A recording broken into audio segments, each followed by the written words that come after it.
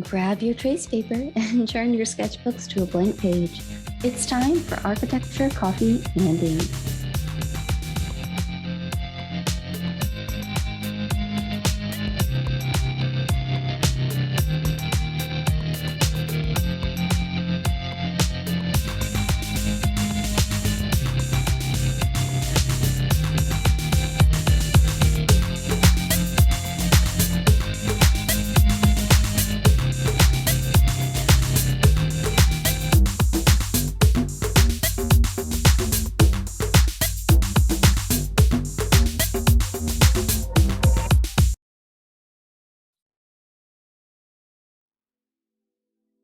Hello, this is Hollywood C, and you're listening to Architecture, Coffee, and Ink, a podcast dedicated to introducing concepts, detailing out designs, and tackling the architecture you might not realize the meaning behind.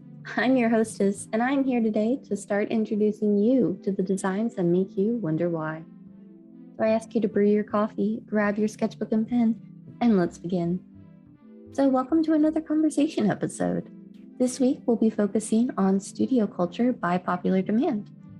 As a quick summary of what this means for the non-designers in the world, a studio is where the work takes place. Imagine those scenes in movies where the camera pans into the artist's domain and art supplies run rampant with half-completed sculptures, sketches and designs littering the tables and floors and reaching out as you walk by. If you multiply whatever you see artistically placed in that movie by like 1,000, you'll have a pretty real feel of what the studios kind of really look like, or at least the studios that I have been a part of right before exam week. Since I live in an apartment, my home, quote, studio is basically a corner where if I get within 5 feet, I'll magically develop paint and charcoal stains, but only on my clothes. If any of my physics friends want to try and explain this phenomenon to me, please let me know. But studio culture is basically the relationship you develop with whoever is in your studio. So whether you're in a job or you're a student, the culture is kind of its own mini world. It's how you interact with each other, with the work, and with each other's work. To clarify, this is my own interpretation of the definition, not an official one. Ideally, this relationship would be a positive one, wherein you would be able to give each other feedback and help each other grow the projects to the best of their ability. I say ideally because I'm aware that not all studios have that culture. And while I have been pretty blessed that studio culture and encouraging a positive culture has been a fundamental part of my education, I know that that's not true for everybody. So while I am extremely spoiled and have had a very good experience overall, however, some of you have reached out to let me know that's not true for everybody, and you wanted to have me discuss just studio culture as a whole further. So, because I know that I have the unique experience of jumping between studios and jumping between disciplines, I decided to reach out and interview some classmates of mine that are exclusively either architecture or landscape architecture. I just wanted to get their perspective on the situation. Now, I do have the disclaimer that while this was done, it was done in fun and with zero criticism or negativity implied. None of us are claiming one way is the correct way or one college does it better. So with that, I'm excited to introduce Marilyn, John Michael, and Erica.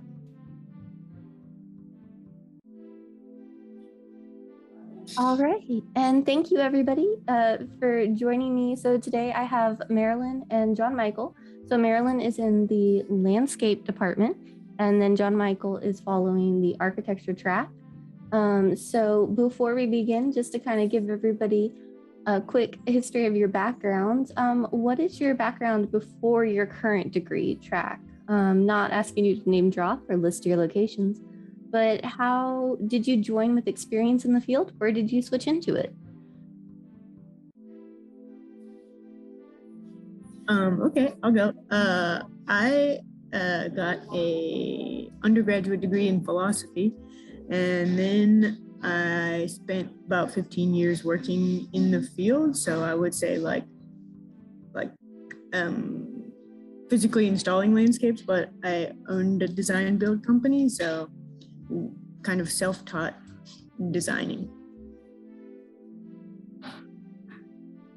I came from a background in political ecology and human geography, called sustainability science at the school that I went to.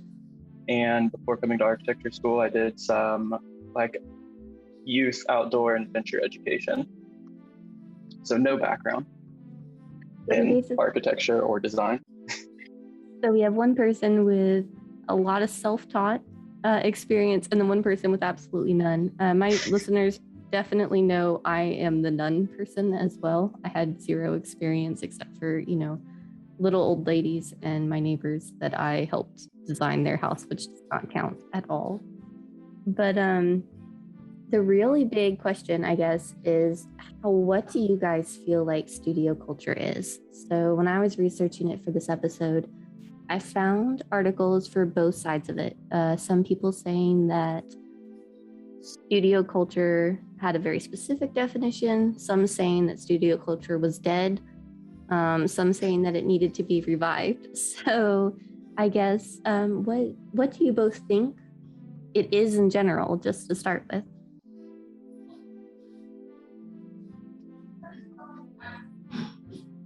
I know I couldn't have asked a bigger, broader question. Yeah, I know.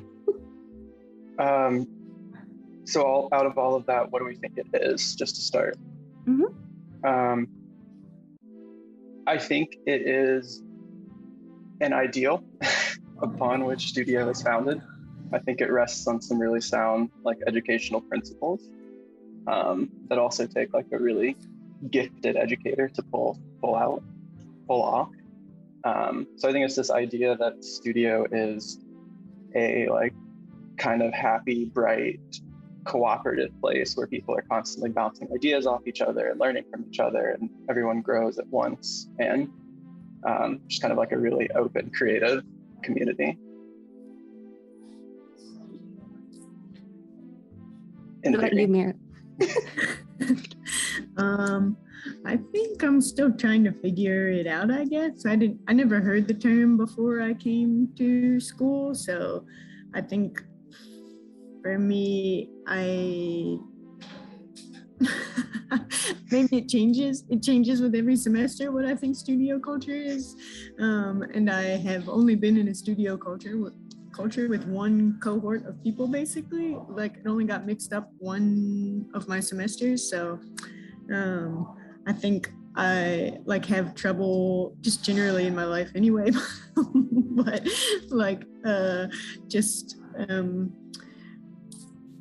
being super influenced by the people around me. So I think maybe a professor changes my mind about what studio culture is each semester, and my cohort has kind of influenced my ideas of it. But I think it means that, you get to discuss your work. You get to see what other people are up to. You find out what they're thinking, what their projects are like, and it's a place to do work collaboratively is my image of it. But maybe you're going to ask this later. I wouldn't say that that's necessarily played out in my experience, but that's what I think it is.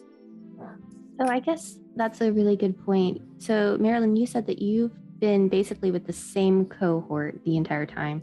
And John Michael, has that been the same for you in the architecture field, or? Kind of until this semester, that my really small cohort has been mixed in with a couple different groups throughout. So it's grown over time, but it's been the same, more or less the same people until this semester with Option Studio. Okay. I guess because for duals, we switch back and forth. So I know both of you have been in class with both of you, but I imagine neither one of you considers me part of your cohort. There's only a cohort of the three of us right now, duals. Yeah, this is the first semester that my little group of 6 hasn't been in the same studio together. That must be a really weird feeling then. It is. I miss them. So you both mentioned that professors seem to kind of play a role, without name dropping, because I really don't want to get in trouble. Would you say that each professor sets different standards in it, or influences how strongly or weakly it's going to be play out in your studio? Yeah, I think so. I think, again, just because I had never even heard the word before I came to school, I think like the first semester, it was like a big part of like what I thought I was supposed to understand about what going to design school was like, and also like the students above, like in the years ahead of me, I think were really good at studio culture, and so that like made me want to participate in it more, I think. But then the pandemic came, and I think that like since then, professors feel less like more, I don't know, like it's less about the philosophy of studio culture, and there's like a lot of like movement in and out of what I would call studio culture, just in a lot of things were online, so yeah. Yeah, I would definitely agree with that it's been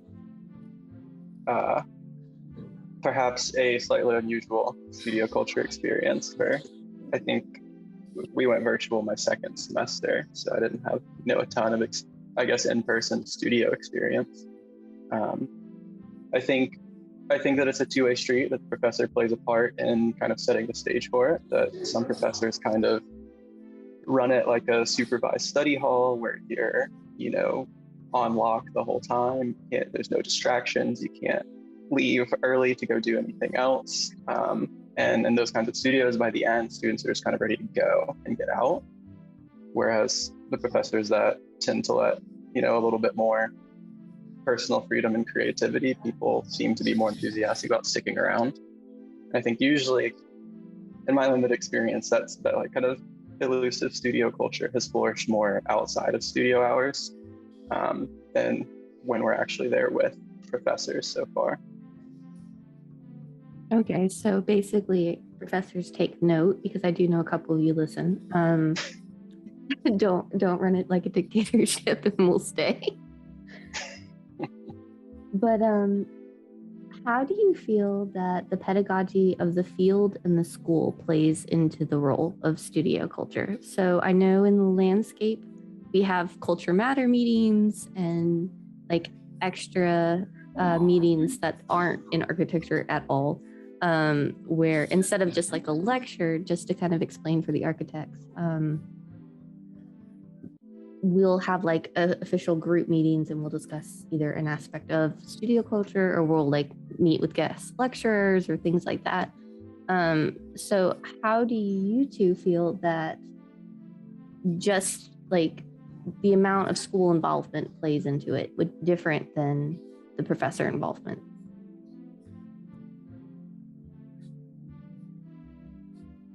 When you say the amount of school involvement, do you mean like administrators and faculty setting up those kinds of meetings, or school being the students?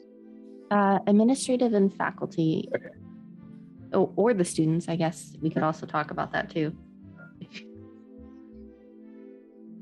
Maybe I think I'm understanding the question, but I think like with landscape architecture, now we are getting, or my first year, there were only like 3 5+1s, and now every year there's more. So the school's getting bigger than when I started, but I do think we tried to, it seems like we tried to like get to know each other, like the expectation is that we go to each other's reviews, that we like are involved in each other's lives a little bit, I guess, not personal lives, but like our school lives. So I think that I think it influences in Culture Matters, and like having a student group, the ASLA group, that like everyone's face and the people, and they're always talking on Slack about what it is. I think that does influence the studio culture, because inevitably you are talking about school, you're talking about what's going on in your studio projects. You're like just more, it feels involved, and I don't actually even know how many students are in the architecture school, but it seems like a lot more to like understand group dynamics I can't really compare it, but it feels like we at least know everyone's face and like know of them and know what their studio is up to. So. Oh.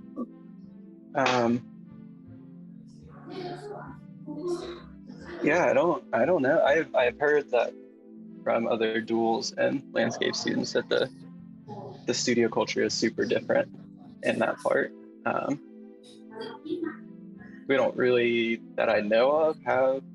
I know there's been a couple times where they've tried to have like graduate student like town hall kind of things where people meet. I can't think of a ton of like organized ideas or events outside of the lectures or, you know, the general all COAD events. So I honestly have no idea what role this. That sounds. I always hear about the ASLA events and how much I'll do outside of school. It sounds really nice. So for those who don't know, ASLA is the American Society of Landscape Architects, just to kind of throw a name out there. So this is the student chapter.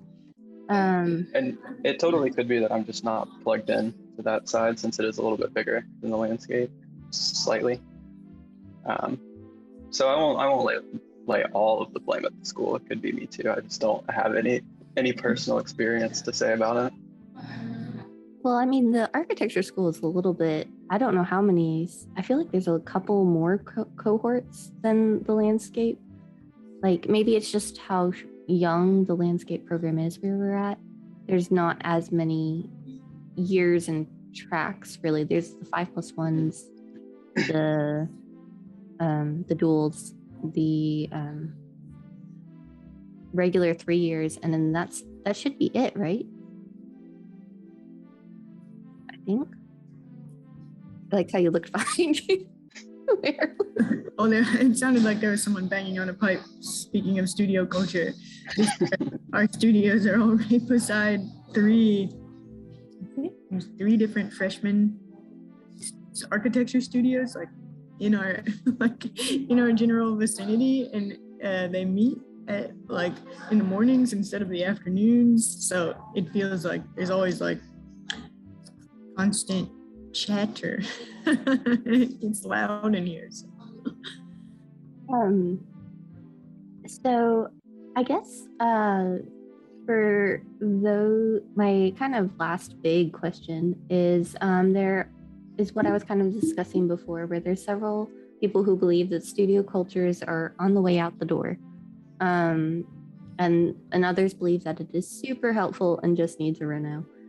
So I guess where do you fall, or maybe because that's a little bit of a big ask of a question to like state if you're for or against studio culture, how would you feel that a more beneficial experience could be had for studio?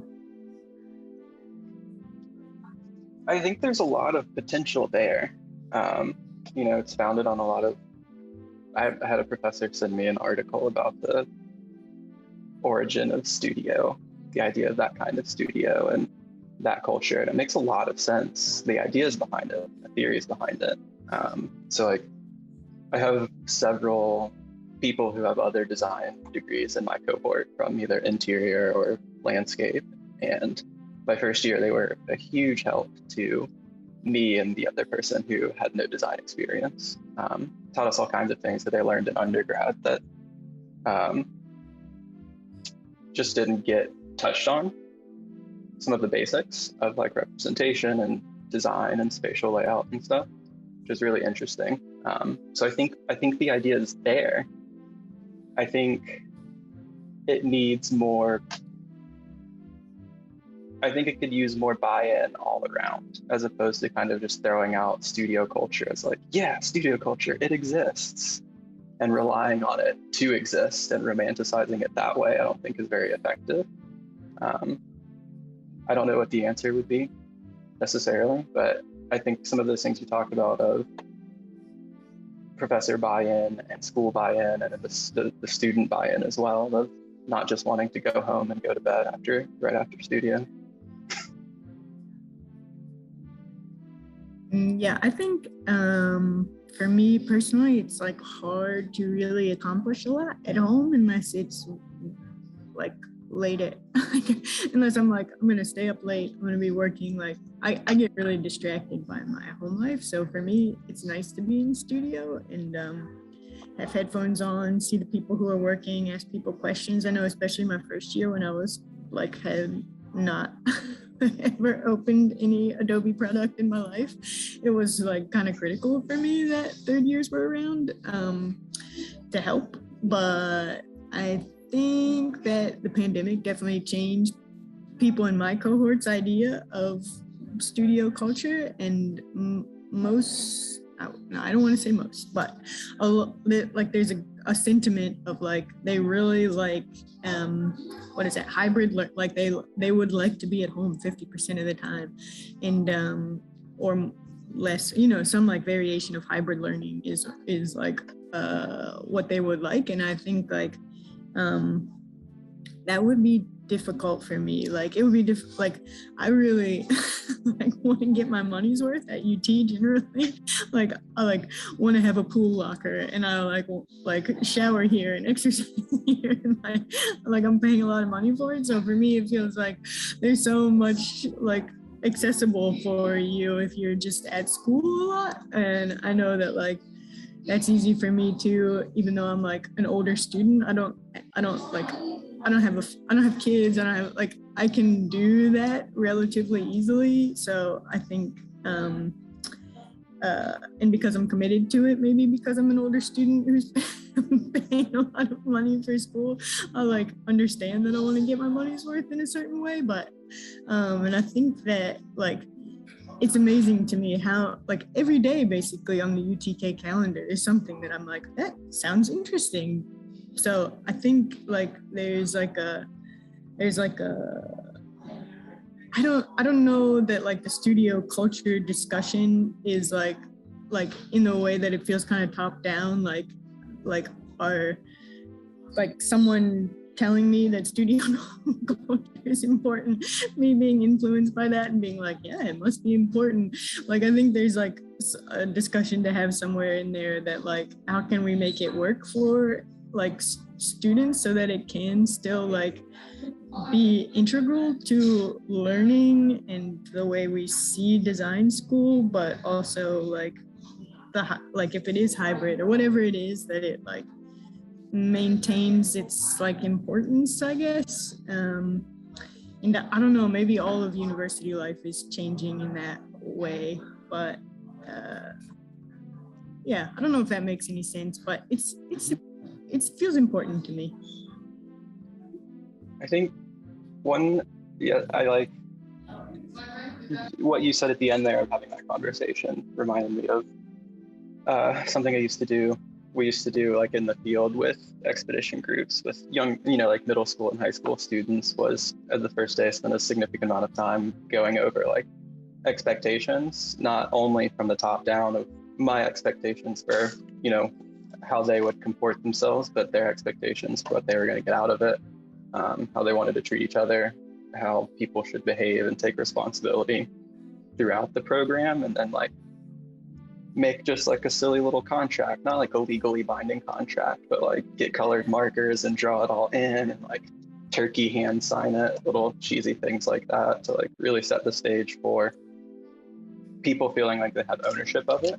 And I think some professors definitely try to do that. And I think, maybe that should come from the students, from my side, that maybe it would be better to voice those ideas, those expectations, instead of relying on the studio culture pamphlet that we get at the end of the syllabus every semester.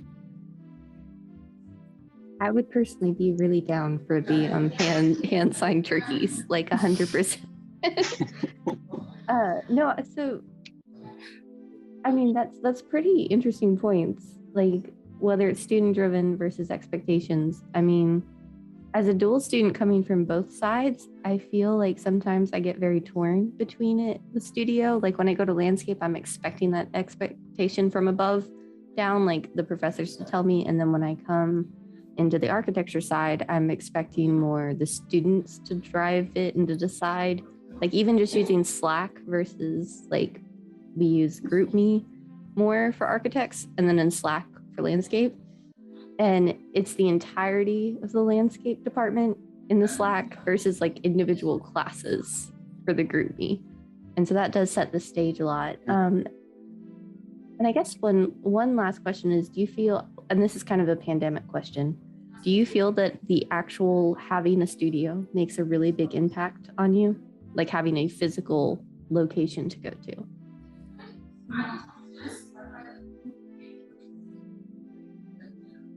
I loved being remote at first. I definitely prefer working at home. I think I find it quieter and more comfortable. I have better coffee than Einstein's does typically. This semester, for sure, I'm starting to miss it.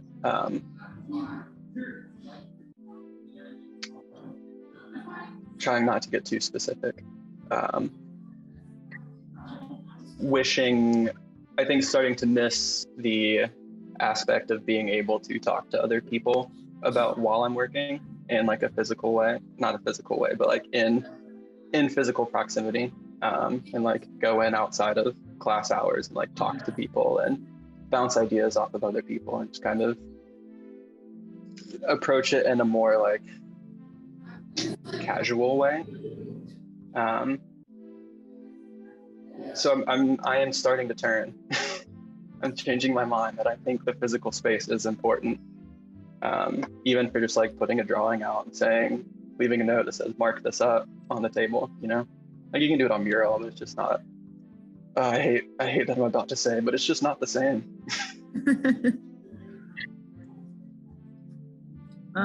Yeah, I might have already answered this, but like I don't mind learning on the online, but it feels kind of cumbersome to me, like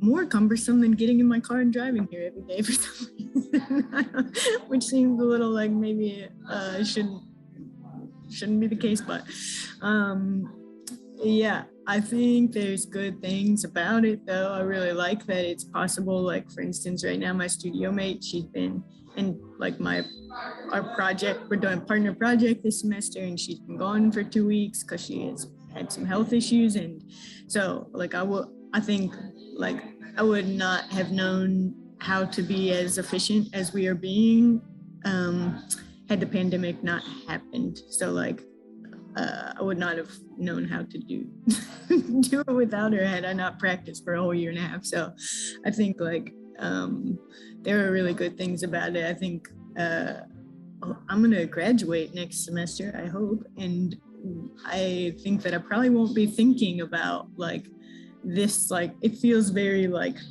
a little vacuum, this like online, like, or maybe it's not true because maybe it'll be that way when I go into the field or like get a job also. They're like probably everyone in the world has like had some practice, but like in terms of studio culture, that feels like a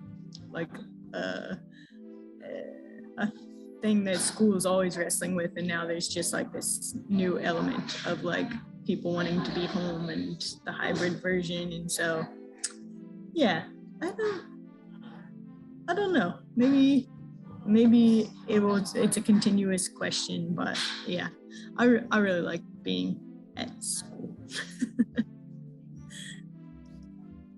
Well, thank you both so much once again for joining me to have a conversation about studio. I tremendously appreciate it. Did you guys want to like give a shout out to any businesses or anything that you had? I'm offering it every time to all of my guest speakers. I didn't know if you had any, or if it's just hi mom and then I'll leave. Is my mom listening?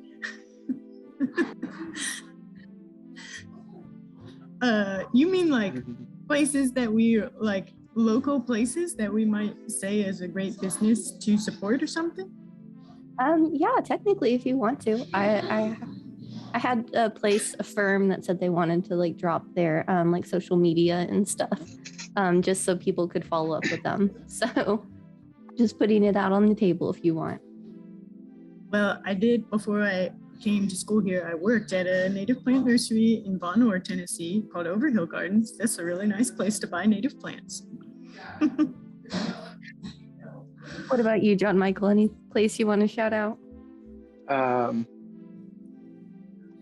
No, I didn't ask anybody's permission to shout them out beforehand in terms of work or businesses, but yeah, I don't know. Speaking of good coffee, Honeybee and South Knox, I'll always gas them up. All right. Well, thank you both once again.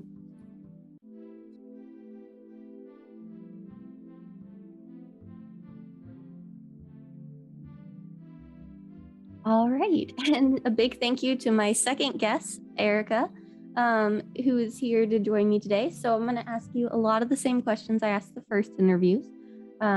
Again, this is a pretty casual, what you think, not a right answer type conversation. So what was your background before your current degree track? Not asking you to name drop or list your locations. Again, just did you join with experience or did you switch into the field?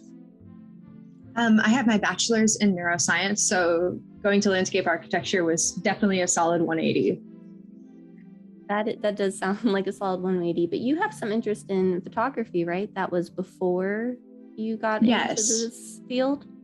Yes, I've been doing about 9 years now of portrait photography, as well as I worked at my undergrad university, and now I work here at University of Tennessee to take photos for the university too.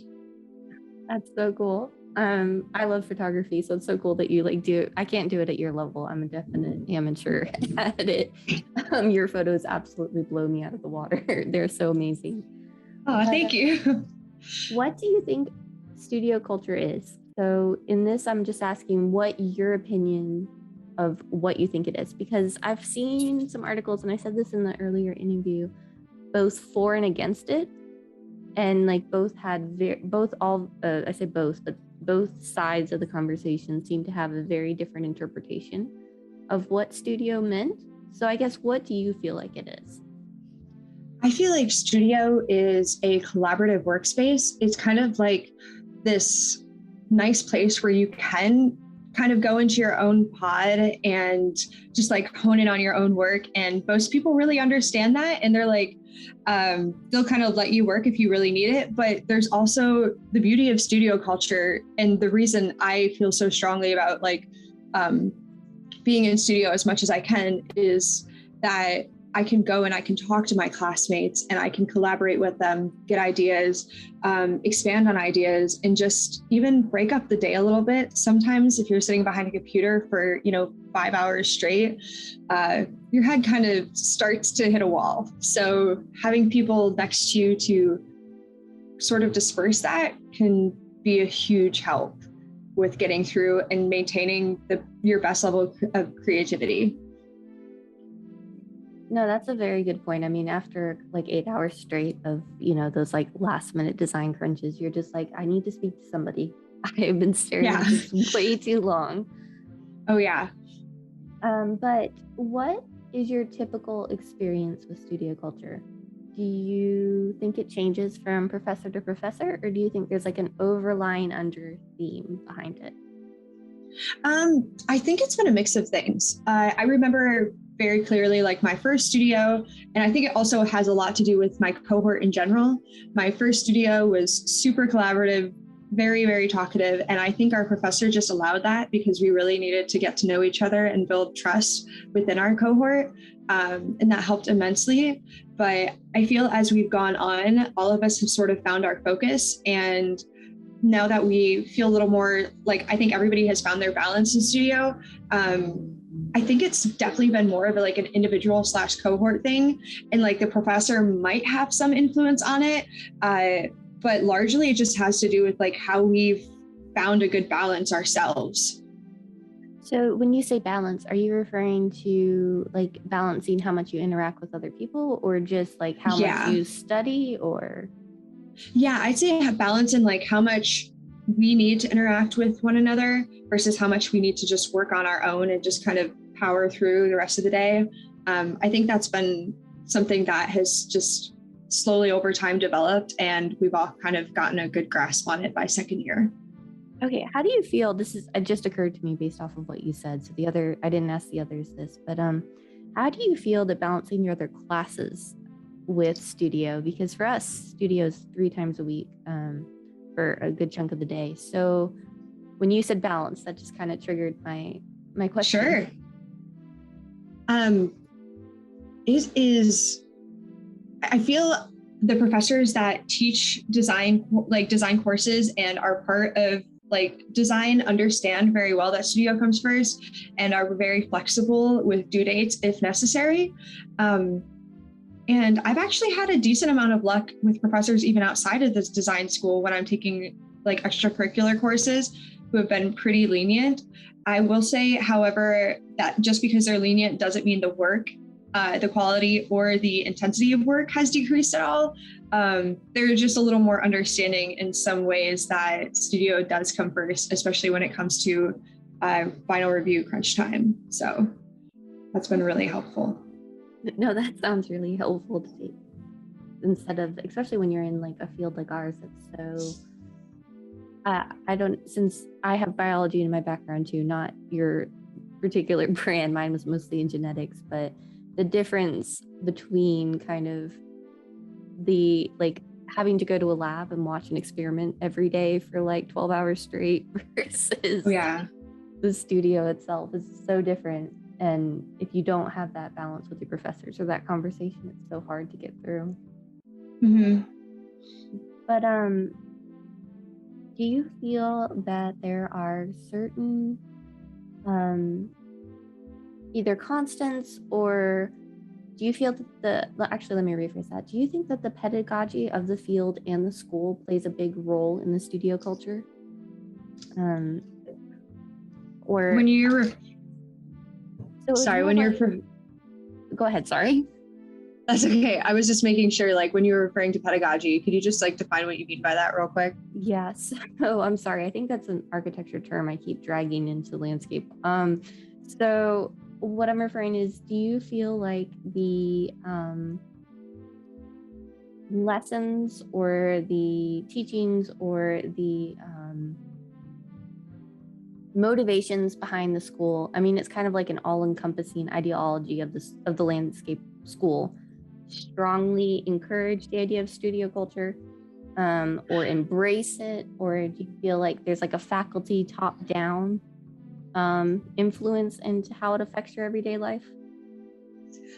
So for instance, this year, I'm taking a history and theory course, and it has a lot to do with architecture and antiquity. And sometimes you're just this is nuts. Why am I going through all of this historical kind of grub up?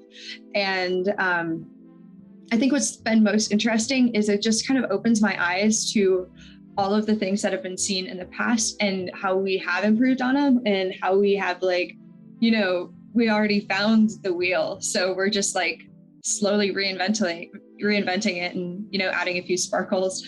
But even though sometimes it feels really strange to be talking about things that were built in 493 BC, I feel in a way, it just because the topic perhaps doesn't pertain to exactly what I'm doing in studio, still it expands my mind in a way, and it keeps me open to all the possibilities and all the places I can look to help improve what I want to see in my studio projects. And I think that's the most important part of design school, especially coming from a very heavy science background, is trying your absolute best to keep that open mind, because it is really largely important to getting the best work you can out of studio.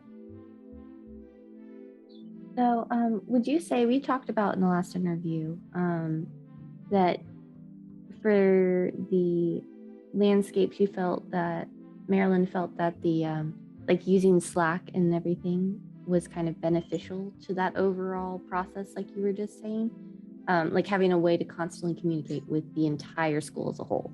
Do you feel like that's also true for you? Yes. It's kind of funny. I actually brought up the idea of Slack, and I'm really glad that the rest of the exec committee kind of tagged onto it.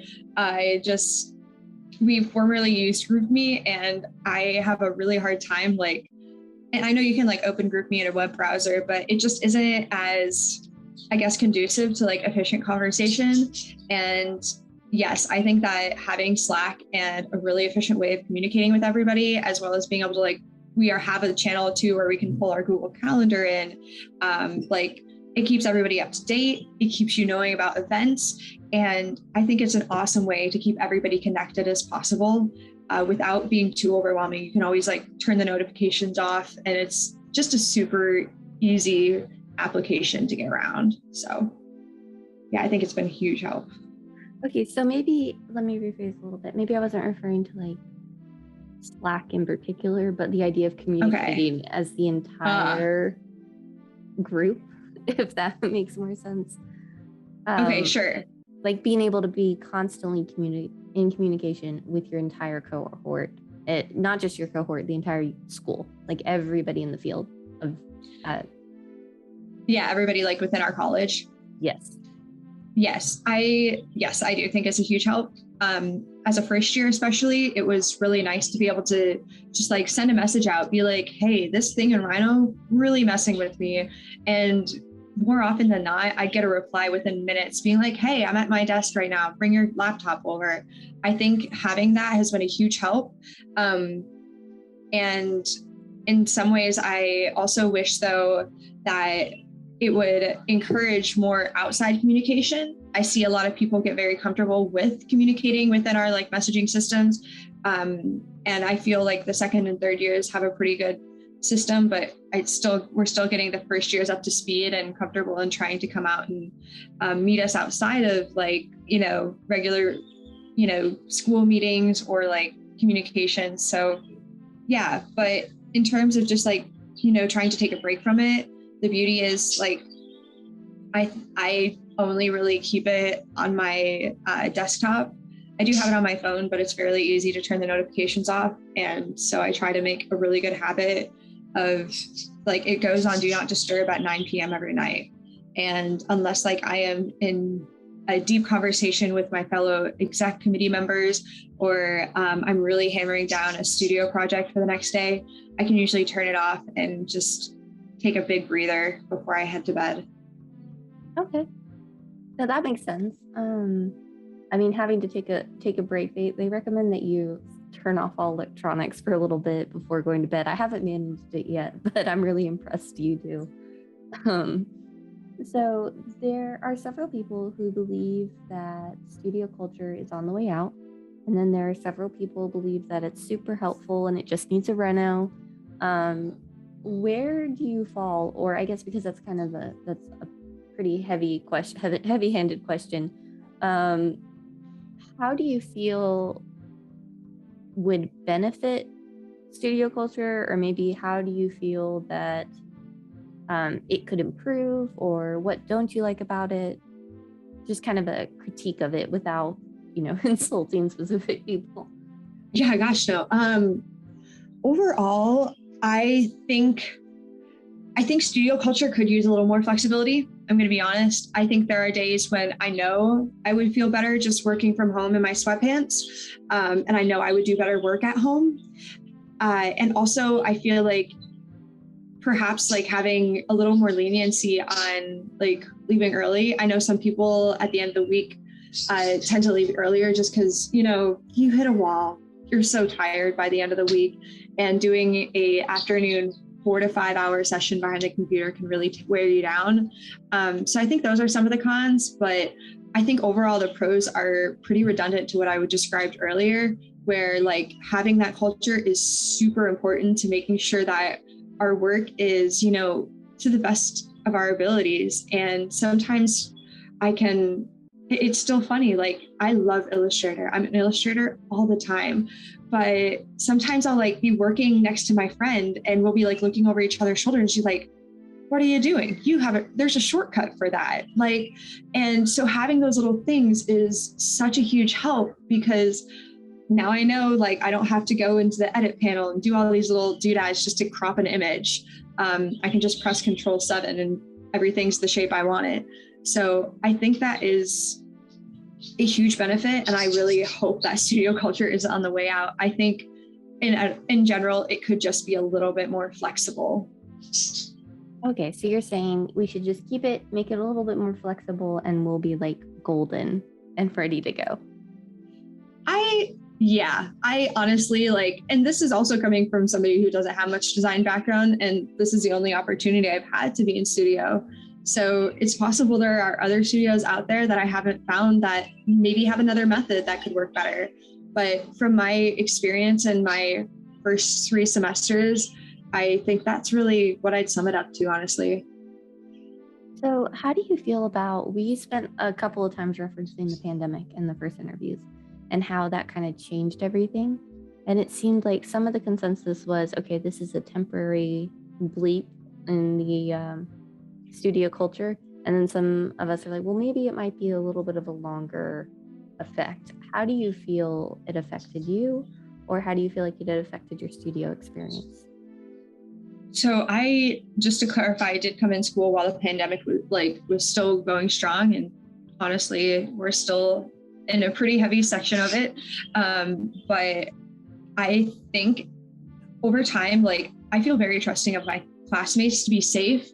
And I feel very confident that for the most part, all of us have been vaccinated. I think that's one thing that has really reduced a lot of my anxiety in studio culture, as well as just like people have been more understanding. Like, I feel, and I don't know if this is just simply a design school thing, but I have had days where I really cannot get to studio for one reason or another, whether it's work, whether it's my personal health, or whether I have like my laptop, like for instance, last week just like did not charge, and I had to have somebody from Dell come in and fix it for me. So I think it's, again, a lot of that flexibility is dependent on the professor, but I think people are understanding like, hey, it's okay to go online. Like, we have Zoom through the university. You're still going to get like a pretty full experience, but like, I think all of us very well know the benefits of having that collaborative environment. So we aren't going to be automatically just like skipping studio because we can.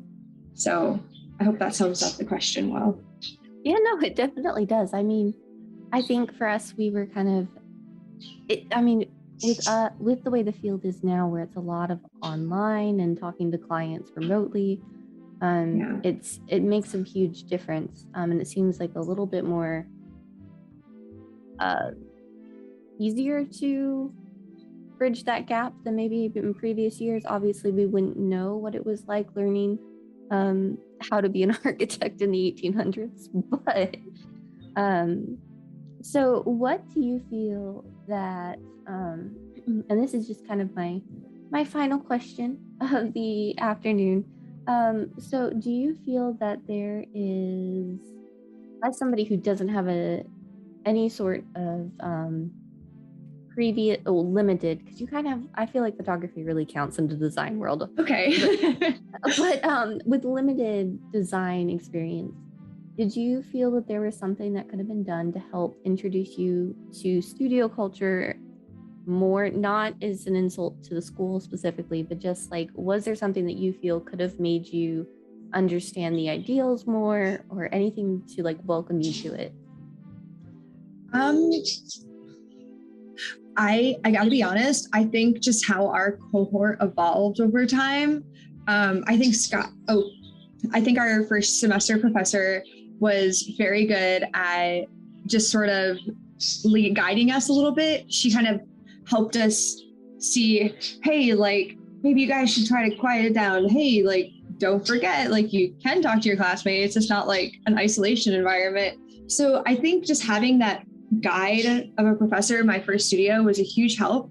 But I gotta be honest, I think not having like a humongous introduction, like kind of we got a hint in our first 2 weeks of boot camp of kind of what we were to expect, because we had people who were helping us and we got to collaborate with our classmates then. And we sort of saw that studio environment. But I think what was really helpful for us as a cohort is that we just kind of evolved together and we found what works for us, because at the end of the day, like, studio culture isn't just one person, it's everybody in there. And especially the people that you're going to have those longer term relationships with. And so I think how we evolved was really the best way for any of us to learn studio culture, and especially me, because I think that's just, that slow learning was probably the best thing rather than, getting a list of rules and things to expect. I kind of liked that we had the opportunity to evolve together. Okay. Well, thank you once again so much for joining me today. I greatly appreciate it. Did you want to shout out any companies or anything before signing off, or? Not right now. Thank you, though. All right. Well, thank you once again.